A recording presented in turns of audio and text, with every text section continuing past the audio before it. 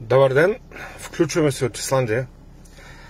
Едно кратко видео, заснето от едно градче. Много красиво в източната част на Исландия. Значи, видеото е специално предназначено за такива хора, които знаят всичко за мене, но явно не знаят всичко за Исландия. И сигурно си мислят, че тук умираме от студ. Значи ето е, златна есен, днеска ден е 4 октомври 2023 година. Ето го, същото листопад, подобно на България. Не вярвам да има огромна разлика. Ето, вярно, зимата температурите, да ви кажа честно, са почти същите. Да не лъжа. Има малко ветрец, защото това е остров, нали? И има ветрец, но ето, златна есен, дърветата са пожълтели и листопада е започнал. Красиво, хубаво място е тук. Езерце, красиво. От тая страна също езеро, много красиво. Просто няма как да ви го покажа от двете страни. Красотата е наистина впечатляваща. И това е то. Нали, просто има хора, които не са ме виждали от 20 години, обаче знаят всяка моя стъпка, знаят какво правя, знаят много работи за мене. Много ми е интересно откъде, но те знаят. И за да не се излагат тия хора, го правят точно за тяхно добро. Нали, нека да видят, че тук не умираме от студ. Нали, тук дори тия дръвчета, това са брезички малки. Не са дори още пожълтели. Ето ги. Понеже брезата е северно растение. Това са тополки тук, които са... там имат други някакви. Не знам какви са. Борчета има, те не пожълтяват.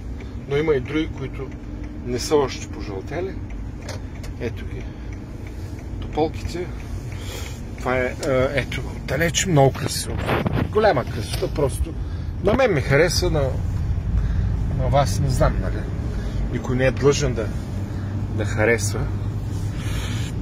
Значи, ето ги. Това е пристанище. Фьорда стига до тук. Това е в дъното на фьорда. Пристанище с кораби, които... Това са риболовни кораби. Преди малко минах от тук и ги видях. Понеже като живеем тук вече ги познаваме какви са корабите. Някои са товарни, други. Но тия специално са риболовни. Значи за информация на също на тия, които искат да знаят, нали? Да не се излагат, значи рибарите, които работят, нали, на тия кораби, те изпълняват функцията и на моряци, и на рибари, взимат заплата някъде около порядъка на 7-8 хиляди лева. Евро. Нали, е обърнато, понеже тук е крона исландска, ето ги риболовните корабчета. Нали, тук е крона, обърнато в капитана, нали, няма говорим за цифри, но обикновените моряци и нали, които работят на корабчето, заплатите са някъде от порядъка на 7-8 хиляди евро. Ето това са малки корабчета. То на лодчици, просто хората. Това е за удоволствие. Не, тия са наистина за промишлен риболов, корабите. Ето ги, наблюдаваме ги.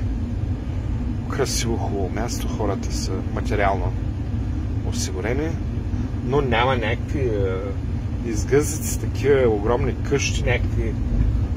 Имат си всичко, от което имат нужда. Живеят си нормално, без да избиват комплекси. Няма пред кого да избиват тия комплекси. Просто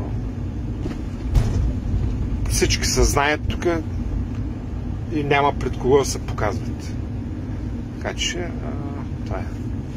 Живеят си хората спокойно. Ето тук има патки, геордечки по-точно, както ги наричаме в България. Патки също има, но в момента не виждам. Тук са, нали, по-български, както се казва, геордечки, плуват се. Спокойно няма опасност някой да ги изяде, защото тук има такива геордечки, нали, както се казва на френски канар. Месо има, но то е внесено от Франция. А иначе тия тук не се отстрелват, те си живеят на суда. И никой не ги закача. Те просто си живеят в техната нормална среда и са за красота. Никой не посяга да ги лови, защото просто няма смисъл. Ето тук е как пори водата, една геордечка и такива работи. Хубаво градче, уредено. Ето е златна есен в източната част на Исландия. Понеже съм за първи път, значи защо не споменавам името, защото за първи път съм тук и просто не можах да го запомня. Понеже имената са малко трудни, но това да е проблема. Всичко друго е окей. Ето къщички, хората си живеят спокойствие. Може да откачиш от спокойствие. Нали, те не откачаш, защото просто е техния начин на живота. И това е общо взето. Ето, излизам от населеното място. Това беше. Желая ви всичко хубаво и до нови срещи. Благодаря ви за вниманието. Още веднъж. До чуване, до нови срещи. Довиждане. Чао.